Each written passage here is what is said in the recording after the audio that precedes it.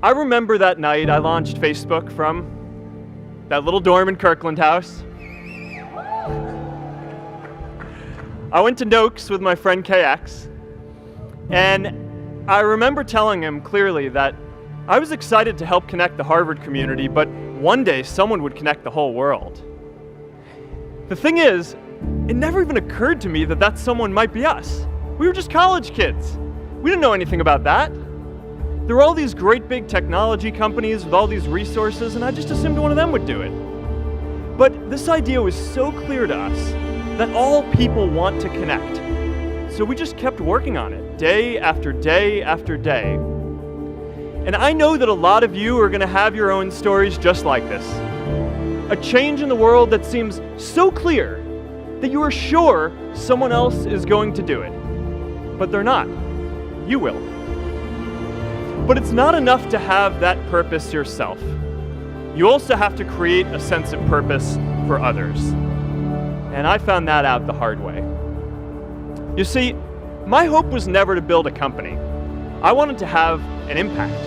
And as all these people started joining us, I just assumed that that's what they wanted to do too. So I never took the time to explain what it was that I hoped we'd build. A couple years in, some big companies wanted to buy us.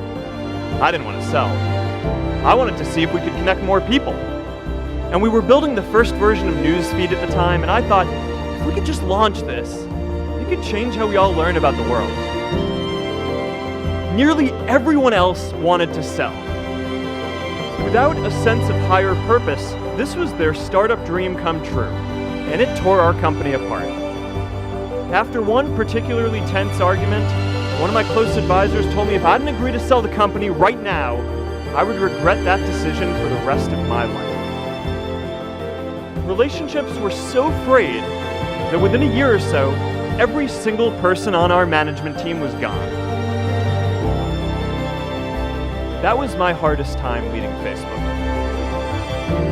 I believed in what we were doing, but I felt alone. And worse, it was my fault. I wondered if I was just wrong, an imposter, a 22-year-old kid who had no idea how things actually worked. Now, years later, I understand that that is how things work when there's no sense of higher purpose.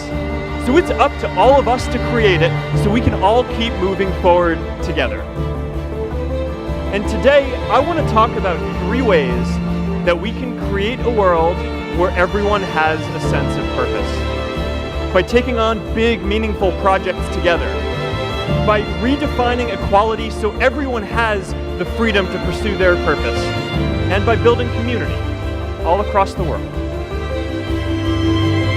So first, let's take on big, meaningful projects. Our generation is going to have to deal with tens of millions of jobs replaced by automation like self-driving cars and trucks. But we have the potential to do so much more than that. Every generation has its defining works. More than 300,000 people worked to put that man on the moon, including that janitor. Millions of volunteers immunized children around the world against polio, and millions of more people built the Hoover Dam and other great projects. And now it's our generation's turn to do great things. Now I know, maybe you're thinking, I don't know how to build a dam. I don't know how to get 1 million people involved in anything. Well, let me tell you a secret. No one does when they begin. Ideas don't come out fully formed. They only become clear as you work on them. You just have to get started. If I had to know everything about connecting people before I got started, I never would have built Facebook. Movies and pop culture just get this all wrong. The idea of a single eureka moment is a dangerous lie. It makes us feel inadequate because we feel like we haven't had ours yet. And it prevents people with seeds of good ideas from ever getting started in the first place. Oh, and you know what else movies get wrong about innovation? No one writes math formulas on glass, okay? All right, that's not a thing, okay?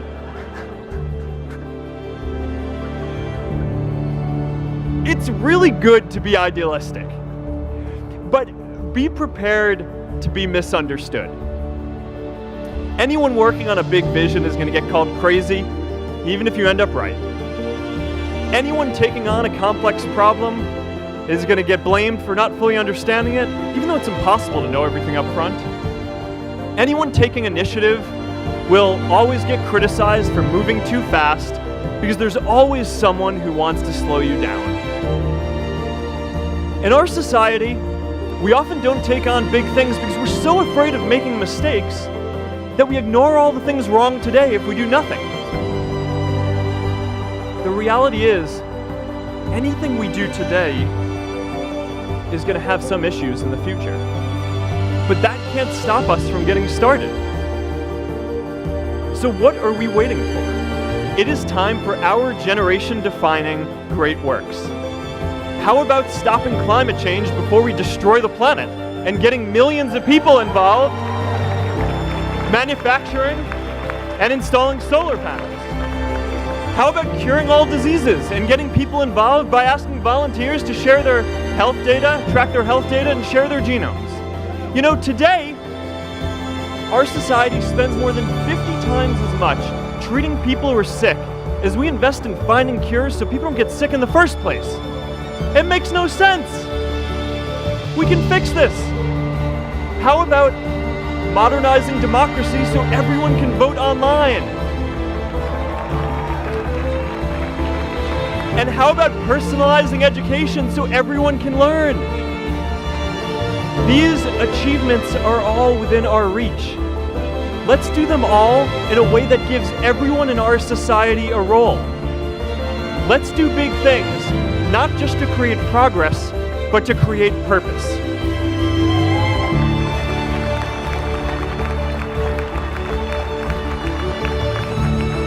So taking on big, meaningful projects together is the first thing we can do to create a world where everyone has a sense of purpose. The second is redefining our idea of equality so everyone has the freedom to pursue their purpose. Now, many of our parents had stable jobs throughout their careers, but in our generation, we're all a little entrepreneurial, whether we're starting our own projects or finding our role in another one. And, you know, that's great, because our culture of entrepreneurship is how we create so much progress. An entrepreneurial culture thrives when it is easy to try lots of new ideas. Facebook wasn't the first thing I built. I also built chat systems, games, study tools, and music players, and I'm not alone. J.K. Rowling got rejected 12 times before she finally wrote and published Harry Potter. Even Beyoncé had to make hundreds of songs to get Halo. The greatest successes come from having the freedom to fail. Now, today, we have a level of wealth inequality that hurts everyone. When you don't have the freedom to take your idea and turn it into a historic enterprise, we all lose. And right now, today, our society is way over-indexed on rewarding people when they're successful, and we don't do nearly enough to make sure that everyone can take lots of different shots. Now, let's face it, there is something wrong with our system when I can leave here and make billions of dollars in 10 years, while millions of students can't even afford to pay off their loans, let alone start a business.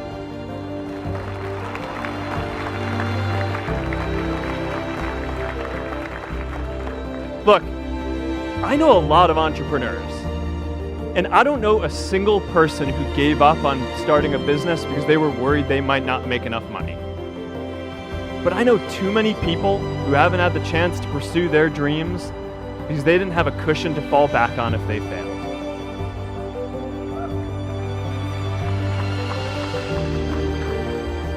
We all know you don't get successful just by having a good idea or working hard. You get successful by being lucky too.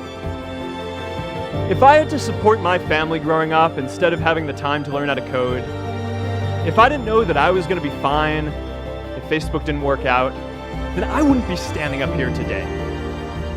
And if we're honest, we all know how much luck we've had to get to this point in our lives. every generation expands its definition of equality. Previous generations fought for the vote and civil rights. They had the New Deal and Great Society. And now it's time for our generation to define a new social contract.